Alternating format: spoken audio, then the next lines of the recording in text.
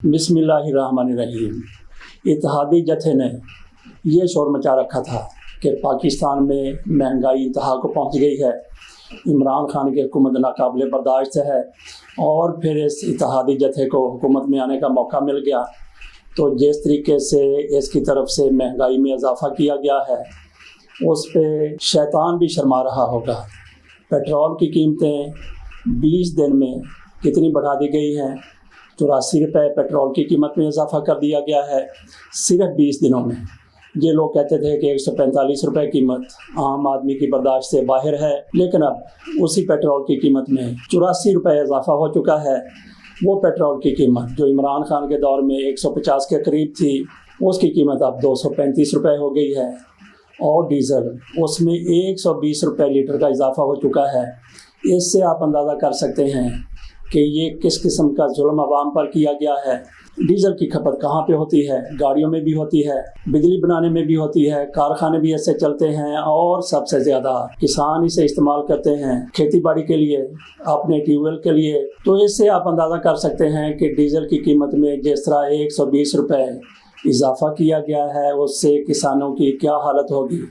और फिर इनकी तरफ से क्या कहा जाता है, कोई भी काम हो सारे का सारा मलबा इमरान खान की हुकूमत पर डाल दिया जाता है। मिफ्ता इस्माइल ने भी पेट्रोल की कीमतों में इजाफ़ा करते हुए इसका इल्ज़ाम भी इमरान खान को देने की कोशिश की है। नून लीगियों से सवाल है कि वो अपने दिल पर हाथ रख के बताएं कि क्या इमरान खान की हुकूमत होती तो इसी तरीके से पेट्रोलियम की कीमतों में इजाफ़ा होता।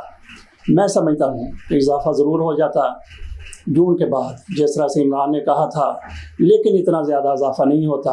10 रुपये, 20 रुपये, 25 रुपये, ज़्यादा से ज़्यादा 30 रुपये इजाफ़ा होता, वो भी वक्फे से। लेकिन इन लोगों ने यकमुश्त इतना इजाफ़ा कर दिया है, जुल्म की इंतहा कर दी है। महंगाई का जिस तरीके से कहते थे कि एक तूफ़ान आएगा, तूफ़ान इसके लिए छोटा लफ्ज़ है।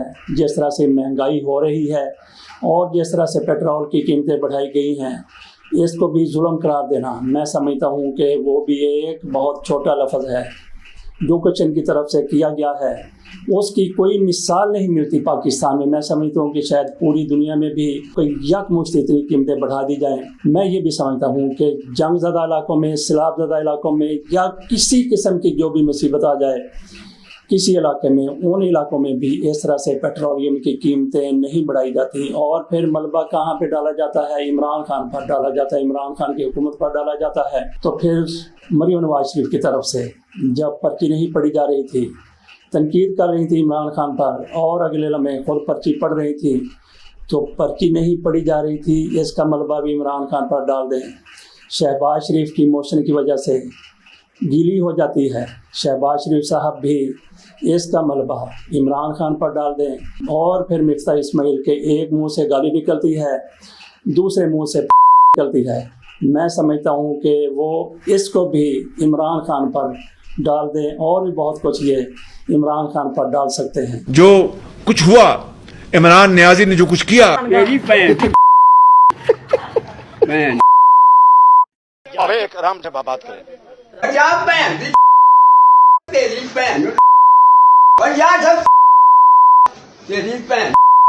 जिस तरीके से पेट्रोलियम की कीमतें बढ़ाई जा रही हैं, जिससे महंगाई का सुनामी आ रहा है, इसके यकीनन ज़िम्मेदार ये हुक्मरान हैं। लेकिन इनसे भी बड़े ज़िम्मेदार वो हैंडलर हैं जो इनको लेके आए हैं।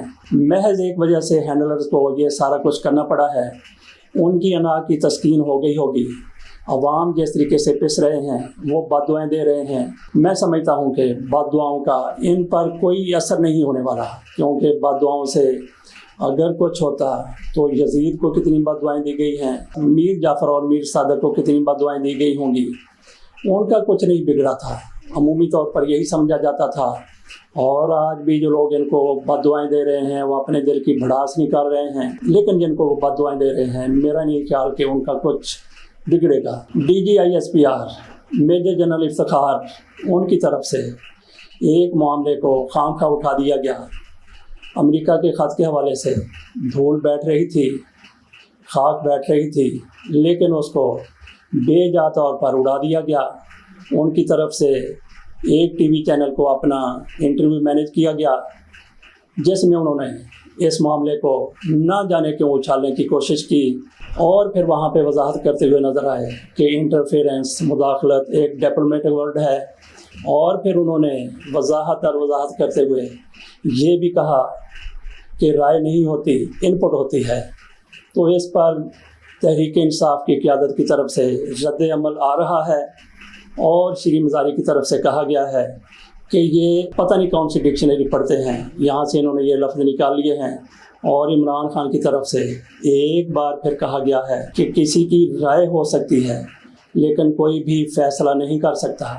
انہوں نے ایک بار پھر کہا ہے کہ اس معاملے کو جوڈیشل کمیشن میں لے جایا جائے، اور D G I S P R کی طرف سے بھی یہ کہا گیا ہے کہ انہیں اعتراض نہیں ہے جوڈیشل کمیشن بننے پر۔ عمران خان کے علاوہ آج کے صدر عارف علوی وہ بھی سپریم کورٹ کو کہہ چکے ہیں کہ اس کے اوپر جوڈیشل کمیشن بنایا جائے، لیکن جوڈیشل کمیشن کون نہیں بننے دے رہا۔ اس کے لیے آپ کے سامنے میں چند ایک مختصر سے سوال رکھتا ہوں۔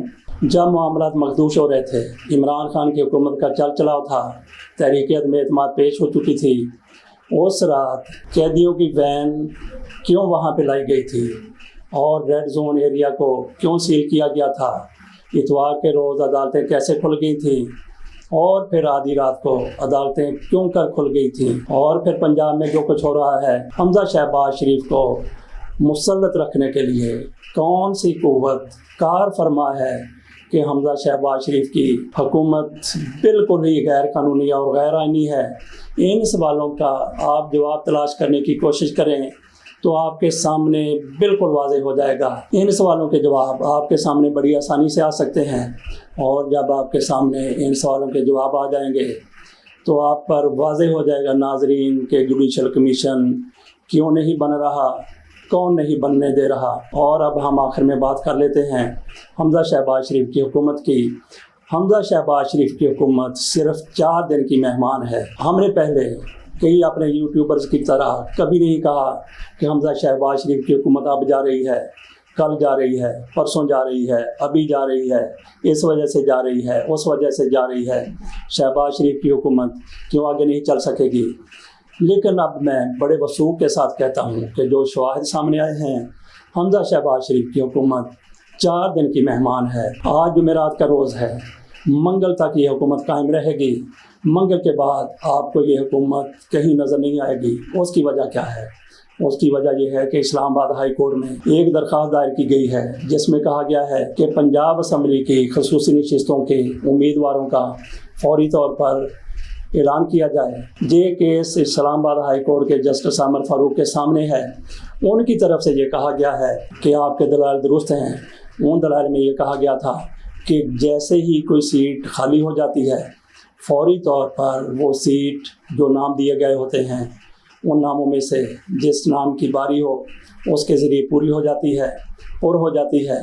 عامر فاروق نے کہا کہ آپ کی یہ دلیل درست نظر آتی ہے، تو اس کا مطلب یہ ہے کہ عامر فاروق کا مائنڈ واضح ہو چکا ہے کہ خصوصی نشستیں جیسے ہی وہ خالی ہوتی ہیں فوری طور پر وہ پر ہو جانی چاہیے۔ جسٹس عامر فاروق کی طرف سے ایک تھوڑی سی ڈنڈی ضرور ماری گئی ہے کہ ان کی طرف سے یہ معاملہ سماعت کے لیے اگلے دن مقرر کر دیا جاتا، لیکن انہوں نے اس میں درمیان میں 4 دن دے دیے ہیں۔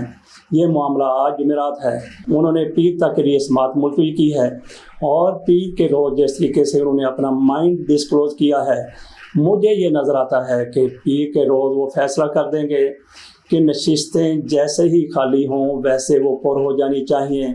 اگر ایسا ہو گیا تو فوری طور پر پنجاب اسمبلی میں پرویز الہی کی اکثریت ہو جائے گی اور حمزہ شہباز شریف صاحب اقلیت میں چلے جائیں گے۔ اس کے علاوہ بھی حمزہ شہباز شریف پر 9 کیسز ہیں، ان میں سے کسی ایک کا فیصلہ ان کی حمایت میں نہیں آتا تو بھی حمزہ شہباز شریف صاحب اپنے گھر جاتے ہوئے نظر آتے ہیں۔ لیکن لاہور ہائی کورٹ کی طرف سے حمزہ شہباز شریف کی مخالفت میں فیصلہ آنا ایسے ہی ہے جیسے آپ کہیں کہ چاند زمین پر آ گیا ہے یا سورج نے الٹی گردش شروع کر دی ہے، یا آپ یہ کہیں کہ دریا نے الٹا بہنا شروع کر دیا ہے، یا آپ یہ کہیں کہ کراچی سے سمندر اڑتا ہوا بہتا ہوا ہمالہ پر چڑھ گیا ہے۔ لیکن یہ معاملات صرف لاہور ہائی کورٹ تک محدود نہیں رہنے، سپریم کورٹ میں بھی جائیں گے، دیکھتے ہیں پھر کیا ہوتا ہے. اجازت دیجیے, اللہ حافظ.